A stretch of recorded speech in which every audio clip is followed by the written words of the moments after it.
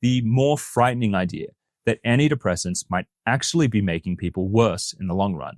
And a great place to start with this is with the observations of psychiatrists from the 1960s through to the 1990s. Now, this is really important because antidepressants came onto the market in the 1950s, and so the doctors practicing during that time could easily compare what it was like when they were treating patients with psychotherapy before the drugs came along. And here's what many of them were saying, because by the 1960s and 70s, psychiatrists started to note that patients on long-term antidepressants weren't relapsing less. They were actually relapsing more and faster. And this was captured by Dutch psychiatrist J.D. van Schellen, who concluded after studying 94 depressed patients that it was evident, particularly in the female patients, that more systematic long-term antidepressant medication with or without ECT exerts a paradoxical effect on the recurrent nature of the vital depression. In other words, this therapeutic approach was associated with an increase in the recurrence rate and a decrease in cycle duration. Essentially, he's saying these patients are getting depressed more frequently when they're on antidepressants.